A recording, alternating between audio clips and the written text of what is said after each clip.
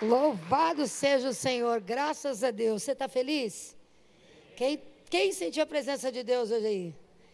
Meu Deus, eu senti a presença do Pai poderosamente nesse lugar. Deus está aqui, Deus está fazendo algo novo, algo extraordinário, algo maravilhoso para nossas vidas. E com certeza Deus vai entregar um presente para você hoje, em nome de Jesus. Um presente para você. Quem quer esse presente da parte do Pai? Quem quer esse presente? Deixa eu me achar aqui, porque eu não gosto de trabalhar com tecnologia. Eu fiz minha anotação, mas quando eu cheguei aqui, eu lembrei que eu deixei em casa. Então, tenha um pouquinho de paciência comigo, porque agora há pouco eu tinha encontrado as minhas anotações e eu apaguei. Fecha os teus olhos, vamos orar. Pai querido e Pai santo, em nome do Senhor Jesus, nós te agradecemos, ó Deus, por tudo quanto o Senhor Deus tem nos dado, Senhor. Em nome de Jesus nós pedimos, ó Pai, que o Teu Espírito Santo, Senhor, esteja ensinando o nosso coração para que possamos receber tudo que temos direito, que caia por terra da nossa mente, do nosso coração, toda limitação, todo medo e a sabedoria do Senhor esteja sobre nós. Em nome de Jesus. Primeira coisa que eu quero falar com você antes de eu entrar ali naquilo que eu preparei é: o que é um culto? O que é um culto? Porque muitas pessoas não entendem exatamente o que é um culto. E nós precisamos aprender sobre o que é cultuar. Para quê? Para que nós possamos verdadeiramente tocar o coração de Deus. Muitos de nós, há muitos e muitos anos, nós temos sido ensinados que nós temos que vir à igreja porque Deus quer nos curar, porque Deus quer nos libertar. Muitos de nós viemos à igreja em busca de um milagre. Eu cheguei na igreja em busca do milagre. Quem chegou na igreja em busca de um milagre? Vim para buscar um milagre, vim para buscar uma cura. Tem alguma coisa errada com isso? Tem alguma coisa errada de você querer um milagre, de você querer uma cura? Tem pessoas que Deus está curando e tem outros que já receberam o milagre hoje, aqui, agora. Receberam das mãos de Deus. Tem alguém que acredita aí? Diga amém. A Bíblia diz que aonde Deus está, o mal tem que sair. É uma consequência da presença dEle. Aonde Ele está, as forças das trevas retrocedem. Não tem como permanecer. Mas não é o motivo pelo qual nós devemos vir a casa. Nós temos que vir a casa para cultuar, para adorar, para louvar, para engrandecer. A palavra culto significa adoração, veneração, louvor. Louvor é o quê? Gratidão. Quando nós entramos na casa de Deus, por mais lutas que a gente tenha, por mais batalhas que estejamos enfrentando, por mais crises que venham sobre a nossa vida, se nós estamos de pé, então temos que ser gratos, porque Deus tem nos fortalecido, aleluia, amém? Se nós ainda não desistimos, nós temos que ser gratos, porque o Senhor tem estado conosco. E se nós desistimos e chegamos aqui, vamos engrandecer o nome do Senhor. Por quê? Porque vai começar de novo, e nós vamos vencer novamente, e vamos crescer e aprender com os nossos erros. Então, quando nós chegamos na casa de Deus, quando a gente começa a cantar músicas para Deus, adoração para Deus, o nosso coração queima. É diferente de quando você é ministrado com músicas que você precisa, né? Eu vou te abençoar, eu vou te dar vitória, eu vou fazer você isso, você aquilo. É bonito, emociona. Mas quando você canta para cima, quando você olha para Cristo e diz: Ele é meu motivo de adoração, eu amo, aquilo queima o teu coração e a presença de Deus vem sobre nós. É assim ou não é assim, meu povo? Amém? Então, quando nós adoramos, quando nós glorificamos a Deus, tudo é possível, porque no meio do louvor, Deus habita. No meio de uma adoração, Deus se faz presente. E aonde Deus está, tudo, mas tudo que você possa imaginar, é possível que aconteça. Aleluia. Muitas vezes nós chegamos na igreja e nós ficamos dizendo assim no nosso coração: que venha um profeta falar comigo, que venha orar por mim, que venha dizer para mim se eu devo continuar ou não devo continuar. Não se preocupe com isso, adore. Adore, por quê? Porque quando a adoração sobe, a glória desce. Quando o poder de Deus se manifesta, grilhões são quebrados, a palavra cai por terra. O que nós precisamos, muito mais do que pedir para Deus, é dar a Ele o louvor que é dele e que lhe é devido. Quando nós adoramos, quando nós buscamos ao Pai, tem alguma coisa errada aqui que eu não estou podendo andar. Dá um jeito lá. Então, quando nós adoramos, quando nós buscamos a presença de Deus, quando nós invocamos ao nome do Senhor, o que acontece? Quando nós invocamos ao nome do Senhor Jesus, tudo que nós adoramos, nós nos tornamos parecidos. Tudo o que a gente adora, a gente se torna parecido. Você vê que no mundo existem muitos ídolos, sim ou não? Muitos ídolos. E existem também muitos movimentos que as pessoas acham o máximo e começam ai, que lindo, que maravilhoso, né? E estão colocando aquilo como prioridade. As pessoas se tornam aquilo. Você começa a admirar um movimento, daqui a pouco você está no meio e você está igual. Pode trazer o púlpito para mim. E você está igual. Você está fazendo o que eles fazem, pensando como eles pensam, se vestindo como eles se vestem. Quem já viu isso? Levanta a mão quem já viu isso. Fala a mesma língua, se veste igual, e você já sabe que faz parte daquele movimento. No meio dos jovens, no meio dos homens, muitas vezes, adoram um tipo de música, daqui a pouco estão se vestindo como os cantores, estão parecendo como os cantores, estão falando como os cantores. É assim ou não é assim? Sabe, Deus, Ele não tem necessidade de adoração. Deus não precisa da minha e da sua adoração, porque Deus é pleno, absolutamente pleno. Deus, Ele é transbordante. De dentro dEle flui um rio de água viva, que sai do trono e que se derrama sobre nós de geração em geração, e é uma fonte inesgotável, nunca acaba, nunca termina, sempre está ali e sempre está pronto. Então, por que Deus então diz para nós: me adore, celebre o meu nome, levante as mãos? Por quê? Porque Deus sabe que quando você adora Ele, você começa a se transformar numa pessoa parecida com Ele. A glória de Deus flui através da adoração. Quem adora passa a se tornar a imagem do Senhor. E a adoração, ela não é somente cantos, não é somente palavras. A adoração é um estilo de vida. A primeira vez que a palavra adoração foi citada na Bíblia, sabe quando foi?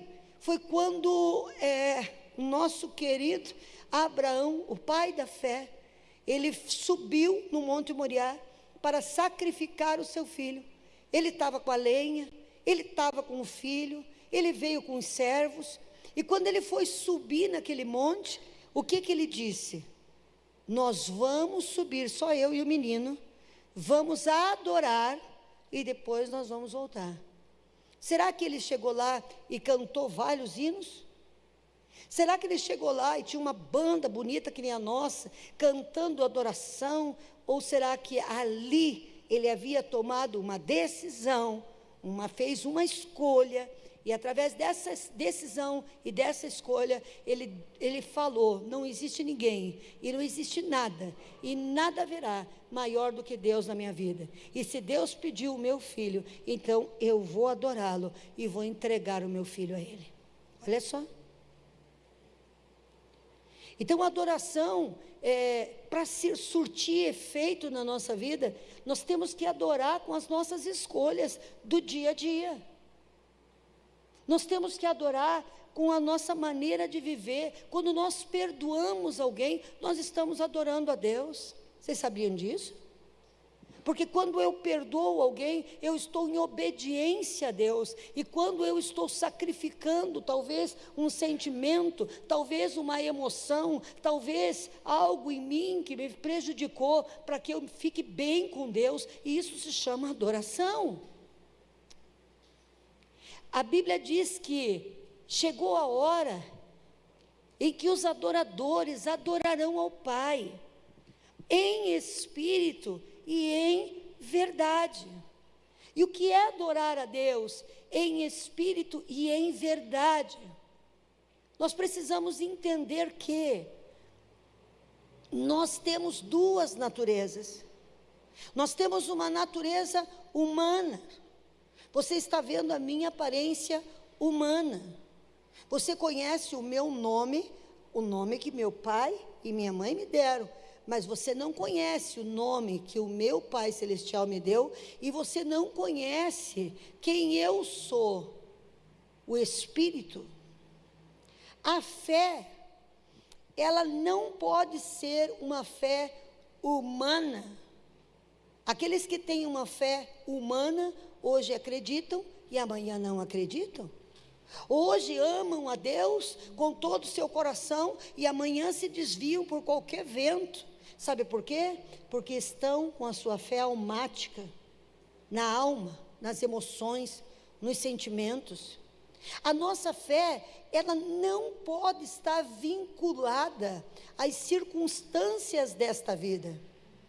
A nossa fé não pode estar vinculada àquilo que a gente enxerga ou àquilo que a gente vê. O que é adorar em espírito e adorar em verdade? Adorar em espírito significa, eu não adoro a Deus porque eu sinto Deus. Eu não adoro a Deus porque está tudo bem na minha vida. Tem muitas vezes, mas muitas vezes mesmo, que nós vamos nos colocar para adorar quem de fato é um adorador, que não existe nada em ordem na nossa vida. Existem momentos em que catástrofes acontecem dentro de nós, dentro da nossa casa, no meio da nossa família, e que a gente olha para a direita, olha para a esquerda e tudo está virado. E nessa hora pode o mundo estar virado, mas se Ele está comigo, aleluia. As pessoas nos abandonam, as pessoas nos traem. Você ficou melhor sem bigode. Fiquei tão feliz quando eu vi.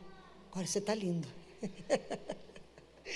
Filho, né? Eu tinha que falar do bigode dele. E deixar você vermelho. Gente, as coisas que acontecem na nossa vida não podem determinar o amor que nós temos por Deus.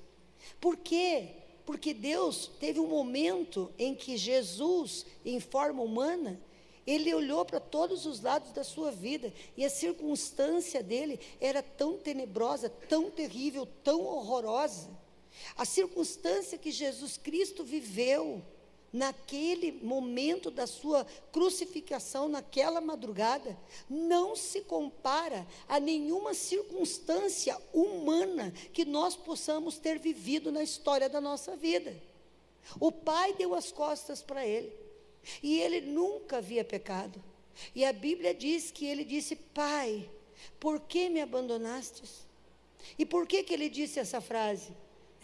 Porque naquele momento Deus deixou o seu filho, virou as costas para o seu filho, que aqui estava na cruz, para olhar para mim e para você. É isso que ele fez. Ele virou as costas para que a maldição que estava em nós fosse colocada em Cristo, fosse posta em Cristo Jesus, para que eu e você fôssemos livres.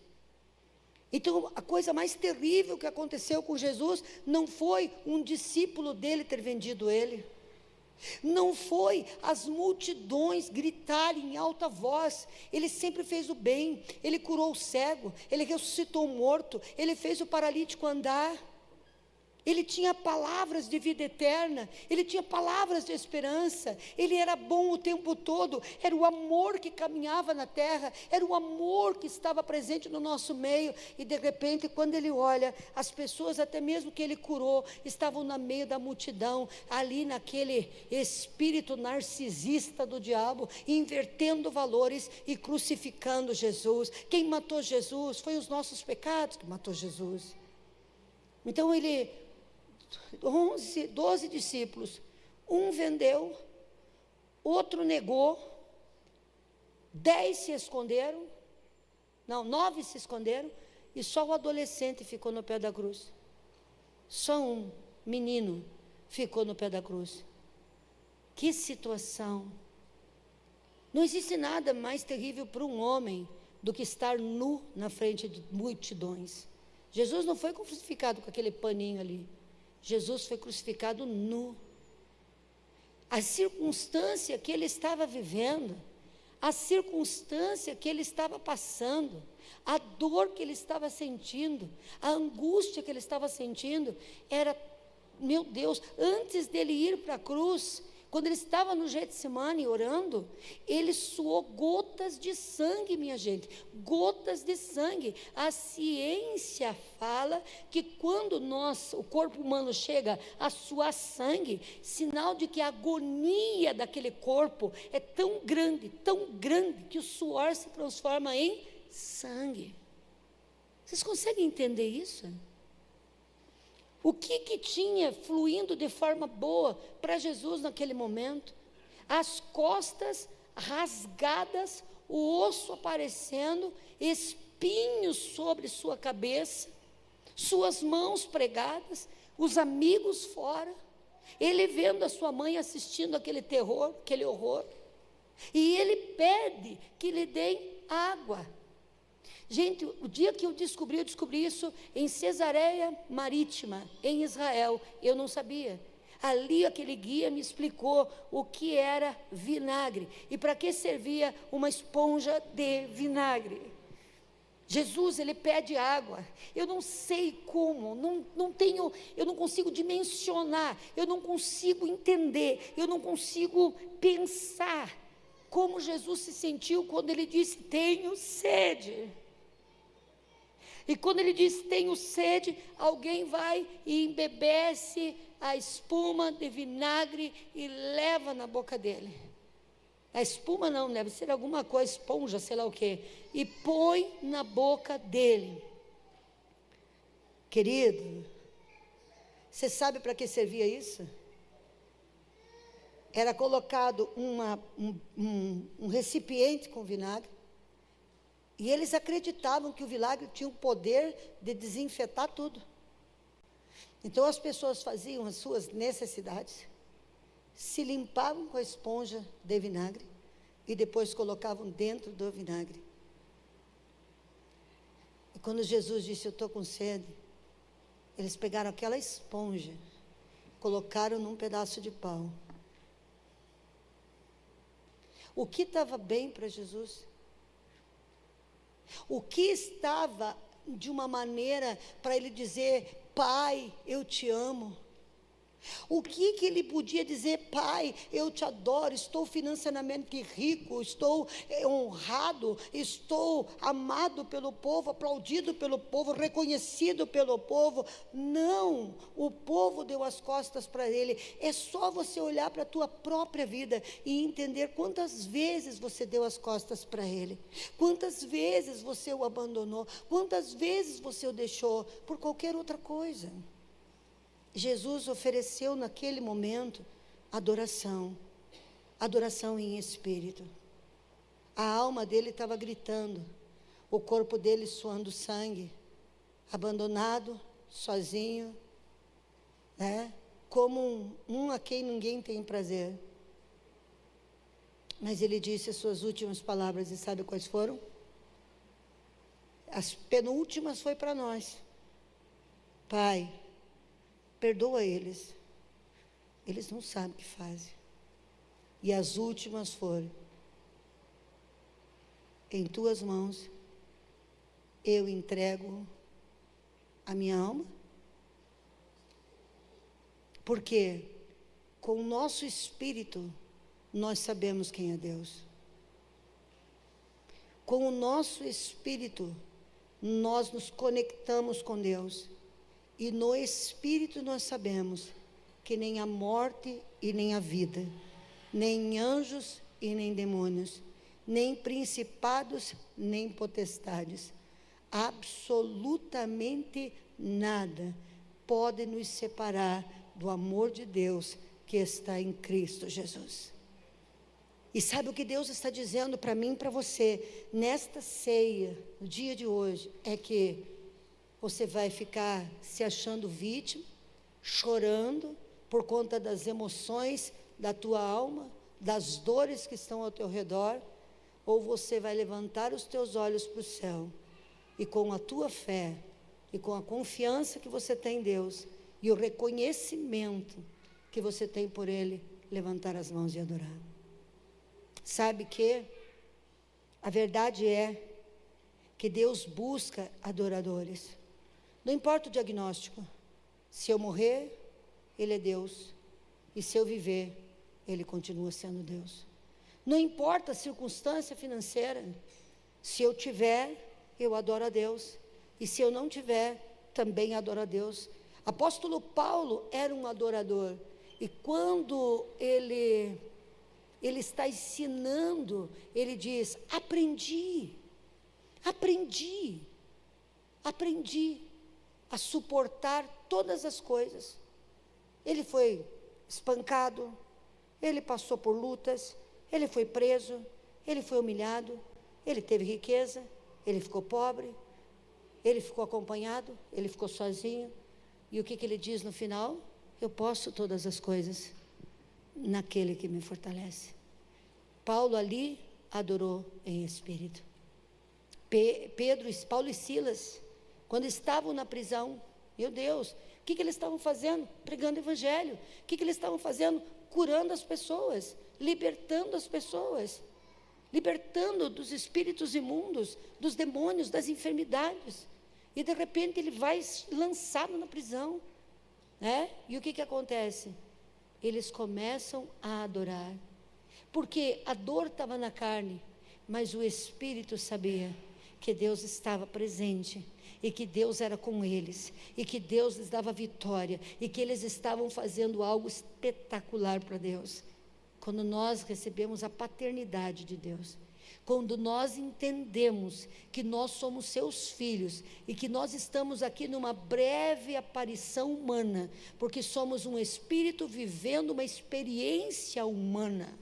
Eu não sou um humano vivendo uma experiência espiritual. Eu sou um espírito que estou vivendo uma experiência humana, de sentimentos humanos, de dores humanas, mas no meu espírito eu sei da onde vim e para onde eu vou. Aleluia! Eu sei em quem eu tenho crido, e eu sei que Ele é poderoso para me sustentar quando eu estiver embaixo, para me sustentar quando eu estiver em cima, para me sustentar em todos os lugares. Então eu não posso dizer que sou um adorador se eu não o adoro pelo que Ele é, e somente adoro porque eu quero o que Ele tem. Quando nós começamos a murmurar e a acusar a Deus: ai, se Deus me amasse, eu não estava doente. Ai, se Deus me amasse, eu não estava passando por luta financeira. Deus te ama, querido, Deus te ama. Nós precisamos viver nossos processos, nós precisamos atravessar nossas montanhas, nós precisamos atravessar nossos vales. Nós somos aperfeiçoados e melhorados, e caminhamos de glória em glória, porque se Deus não nos processasse, nós seríamos verdadeiramente loucos. Sim ou não? Quando somos processados, os nossos olhos se abrem, Quando somos processados, o nosso coração recebe entendimento verdadeiro do que é, e nós colocamos a nossa vida para baixo, para trás. Nós dizemos: não, fica para trás, porque eu estou entendendo que eu posso muito mais no Senhor. Eu não sei você, mas eu estou muito melhor do que eu era. Eu com 15, 16 anos, Jesus amado, eu não quero voltar para aquela idade. Eu não quero voltar a ser uma pastora de 23 anos de novo. Não quero. Eu não tenho nenhum desejo de voltar para aquele tempo. Porque naquele tempo, eu achava que eu era super, dos supers. Hoje eu estou com 38 anos de ministério e acho que ainda preciso aprender, e aprender muito. Porque aquele que pensa que é alguma coisa, de fato não é nada. Como eu achava que eu podia grandes coisas, como eu achava que eu era tão sábia, tão inteligente. Quem está entendendo o que eu estou falando? Os processos nos levam a enxergar que sem Deus nós não somos nada, mas com Ele nós podemos todas as coisas. Aleluia! Então o Senhor, Ele quer ser cultuado. O Senhor, Ele quer ser adorado, e você vai receber o benefício da adoração. A adoração, ela bate em Deus e libera uma fonte de bênção para você. Verdade. Através da adoração, o Senhor libera milagres, prodígios, sinais, maravilhas, de forma extraordinária, maravilhosa. Nós temos que nos libertar desse espírito de amante que nós pegamos com Deus. Sabe o que é o espírito da amante? Existe a esposa e a amante. A esposa, ela se sacrifica. Sim ou não? A esposa, ela trabalha junto com o marido. Ela constrói com o marido, ela suporta com ele vento forte, escassez, mas ela está junto, acreditando, apoiando, levantando, não é verdade? A amante, ela vai querer o camarada quando o camarada já está aqui em cima. É ou não é? A amante não quer lavar a roupa, não quer limpar a casa, não quer enfrentar o vento forte. O que a amante quer? O que ela quer? Ela quer a pessoa que quer o dinheiro. Quantas amantes mimadas abandonaram o homem que diziam amar, porque ele teve uma crise e faliu? Ela nunca esteve ali por conta dele. Será que verdadeiramente, hoje nessa Santa Ceia, será que verdadeiramente, me ouça, me escute, será que verdadeiramente nós estamos aqui pelo que Ele é ou pelo que Ele pode? Pelo que Ele é ou pelo que Ele tem? Porque vou te dizer uma coisa, pode me tirar tudo, mas não me tire Jesus. Porque Jesus é o meu tudo. Ele é tudo. Ninguém me amou e nunca ninguém vai me amar como Ele me ama. Ninguém, é impossível.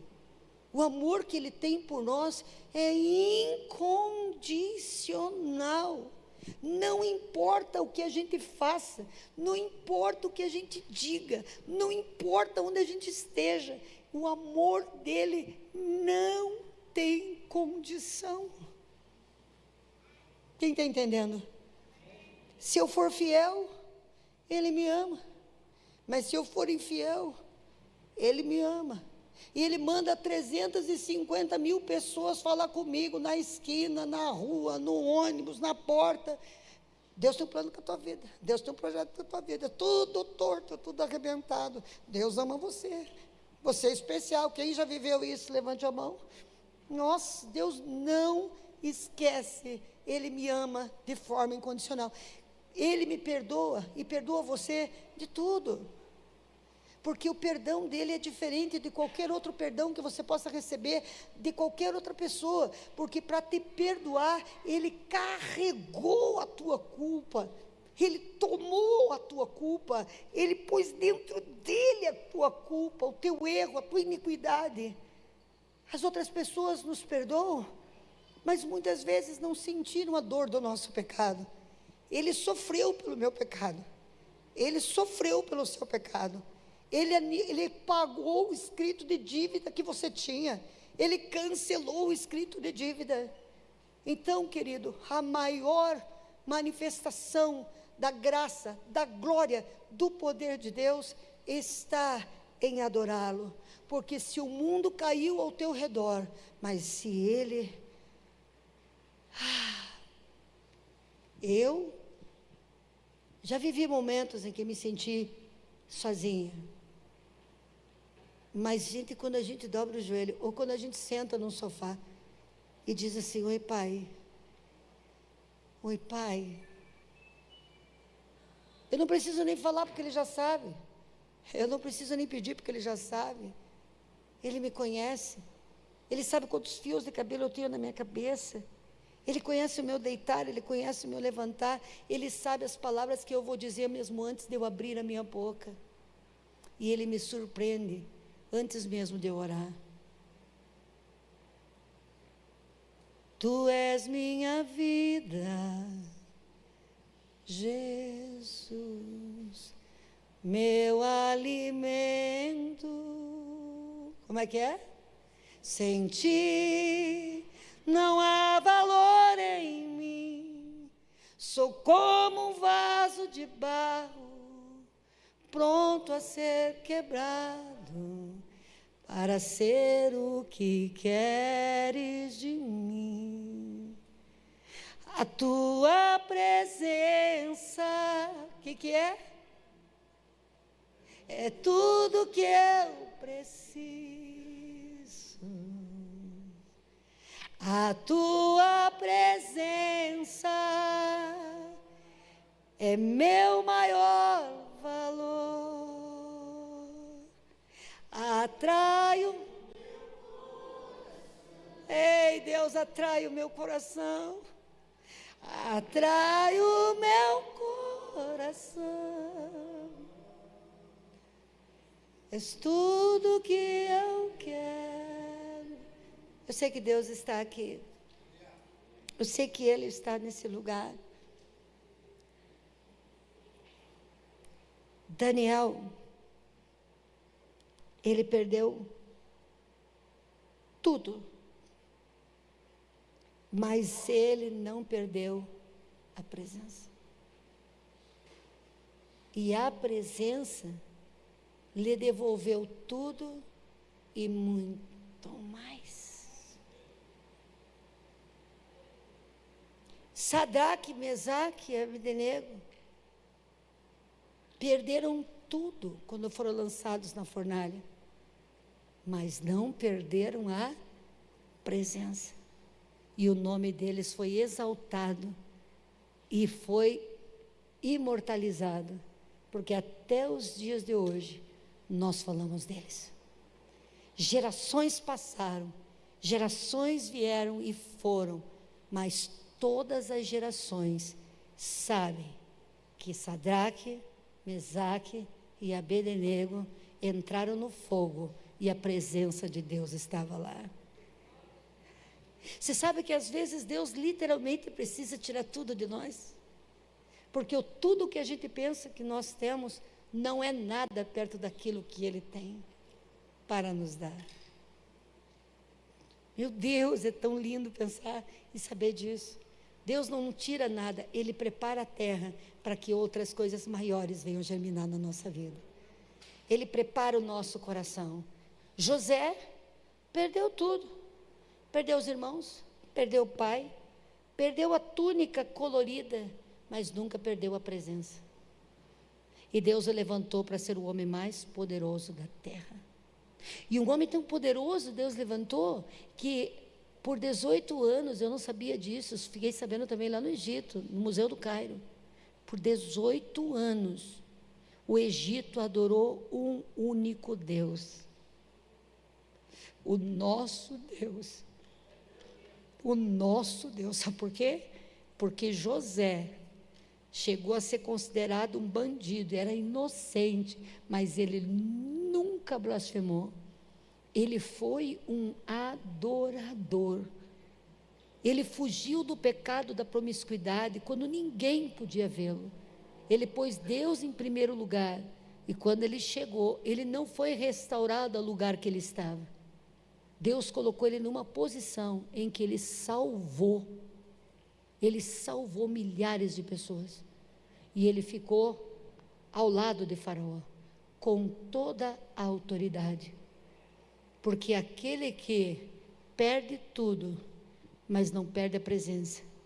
Quando Deus nos leva, como levou a Jó, como levou a José, como levou Sadraque, Mesaque e Abdenego, tudo que o inimigo quer tirar da gente é a nossa fé. Tudo que o inimigo quer tirar da gente é a nossa adoração. Tudo que o inimigo quer tirar de nós é o louvor. É o louvor. A gente quer entender o porquê. A gente quer entender o para quê.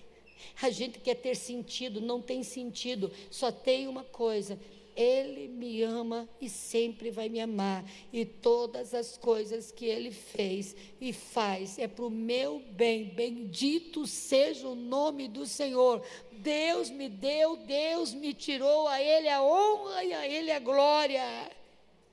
Aleluia, aleluia, aleluia. Tire de mim a diferença entre Davi. Já ficou a minha pregação. Davi, ele era um adorador porque ele foi rejeitado desde pequeno. Como eu sei que ele foi rejeitado? O profeta chegou para ungir um rei e o pai trouxe os filhos e ele disse: eu não mandei que você trouxesse todos os teus filhos? São todos esses que você tem? Ah, é verdade. Tem um que está lá no pasto cuidando das ovelhas. Mande-me trazer um menino. Esse menino cresceu no pasto, esse menino cresceu rejeitado, esse menino cresceu abandonado, debaixo de zombaria dos seus irmãos, porque como eu sei? Porque quando ele foi levar pão para os seus irmãos disseram: oh, cuidador de poucas ovelhas, quem é você para mexer comigo que sou soldado do rei? Zombavam dele. Mas esse homem, ele sempre preservou a presença. Esse homem, ele conseguiu algo tão espetacular, algo tão sobrenatural, porque o tabernáculo de Davi era diferente de qualquer outra adoração que pudesse ter, porque Davi adorava com tanto amor, que quando ele adorava, as pessoas podiam dançar em volta da arca. As pessoas entravam na presença, e as pessoas adoravam na presença. Se fosse outro, se chegasse perto da arca, caía morto. Mas o Espírito Santo, ele vinha com glória sobre a adoração de Davi. E Davi pecou, porque todos nós pecamos. E ele peca, ele comete um adultério. E nós vemos o outro rei que antecedeu ele, que é o rei Saul. O rei Saul também peca. O que o rei Saul faz?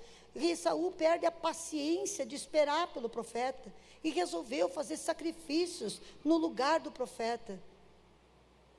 E quando o profeta chegou, perguntou: o que você está fazendo? Eu estou fazendo sacrifício. Agora escute uma coisa aqui. Ele fez sacrifício no lugar do profeta.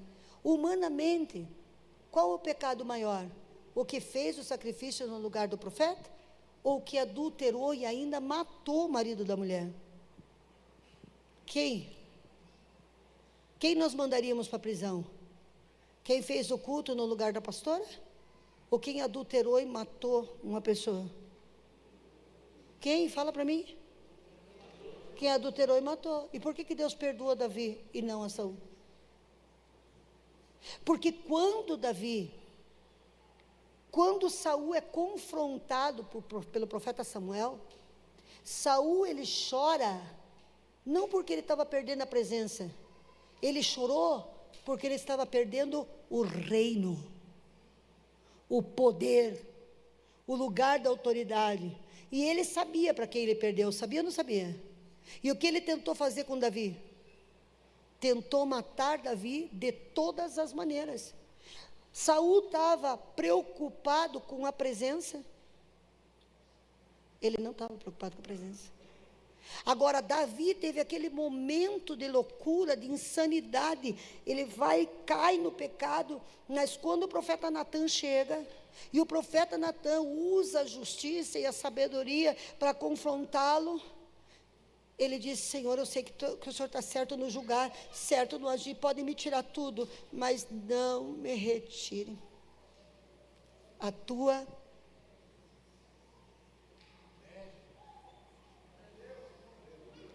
Pode tirar tudo, o Senhor é justo, o Senhor é santo, o Senhor é verdadeiro. Tanto é que morreu a criança, que Betseba estava grávida, morreu a criança, e ele continuou adorando. Foi-se o filho, mas a presença. E aonde Davi chegou? Olha aonde Davi chegou. Levante as mãos. Então não é o que você faz, é o que você faz depois que você faz. O que você valoriza depois que você erra. Davi valorizou a presença. E de Davi veio Jesus de Nazaré. E o Filho de Deus, ele se intitula Filho de Davi. Nós podemos perder tudo, meus amados, mas jamais venhamos desejar perder a presença. Hoje é ceia, e aqui eu termino a minha palavra, mas eu quero que... Tem muitos inimigos da presença, muitos inimigos da presença, muitos. Cada um de nós sabe qual é o inimigo que te ataca, qual é o inimigo que te oprime, o que é importante. Mas não existe e nunca vai existir nada mais importante do que Ele. Ele é e sempre será a pessoa que mais te ama. Embora você não entenda, Ele vai dar uma virada na tua vida. Ele vai virar a tua vida. Ele vai te surpreender. Ele vai destruir esse cativeiro. Ele vai levantar o teu nome. Ele vai pôr em você a vida. Ele vai fazer de você um grande instrumento. E nele há restituição. Mas está escrito que o oleiro, quando o vaso não vai ficando perfeito, ele destrói o vaso e começa a fazê-lo de novo. Eu não sei quantas vezes ele destruiu o meu vaso, mas eu louvo a Deus que Ele nunca jogou o barro fora. Nunca jogou o barro fora. E eu digo para Ele todos os dias: Senhor, se preciso for, quebra-me de novo, me moe de novo, mas não me retire teu Espírito Santo, e não retire a tua presença. Não existe coisa pior na vida do que viver sem Ele, porque com Ele, como é gostoso ouvir Ele dizer: filha, eu estou com você, não tenha medo, eu nunca vou te deixar. Seja forte. Como é gostoso você sentir e sente, porque aquele que adora no Espírito, a carne reconhece a presença. Você nunca vai sentir a carne queimar se o teu espírito não adorar fora da lógica. Você tem que sair da lógica, você tem que sair do problema, você tem que sair da circunstância, você tem que sair da opressão. Você precisa olhar para a cruz, você precisa olhar para os olhos de Jesus e saber que Ele já deu para você mais do que uma casa, mais do que um relacionamento. Ele te deu o perdão de todos os teus pecados. Ele deu a vida e o sangue e a carne moída na cruz do Calvário. Ele não deve nada para mim, Ele não deve nada para você. Ele não vai dever nunca nada. Nós é que não somos merecedores de tamanho amor. E Ele ainda tem todo o trabalho de nos quebrar e nos fazer de volta e arrancar de nós toda a nossa impossibilidade, todos os nossos medos.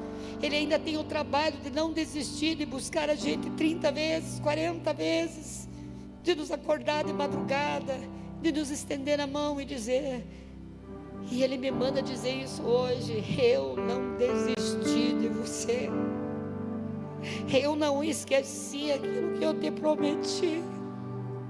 Eu não esqueci. Você pensa que eu esqueci, mas eu não esqueci. Tudo que eu falei eu vou cumprir.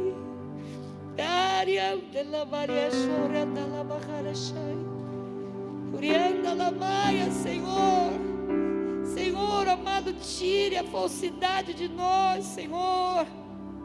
Tire a religiosidade de nós, Senhor, que fala da boca para fora palavras decoradas, faz gestos decorados quando o coração está longe de Ti. Senhor, que nós venhamos a adorar o Teu nome em verdade, Senhor. O Senhor sabe o que eu estou pensando, o Senhor sabe o que eu estou sentindo, o Senhor sabe o que a minha alma quer, mas eu digo: aquieta-te, minha alma, porque o meu Redentor está vivo. Aquieta-te, coração, e aguarda, porque as promessas do Pai, elas não serão desprezadas, e o que Ele prometeu, Ele vai fazer. Ele está fazendo, Ele está fazendo, Ele está aqui agora. Agora, Ele está aqui agora. E o que você vai olhar? Você vai olhar para a circunstância, ou você vai olhar para aquele que te ama mais que a vida, que te escolheu desde o ventre da tua mãe, e que te chamou, e que te trouxe? Sabe por quê? Nós somos moídos 1000 vezes, porque 1000 vezes nós desobedecemos, porque 1000 vezes nós erramos e largamos algum princípio e nos enfiamos em buracos distantes de Deus.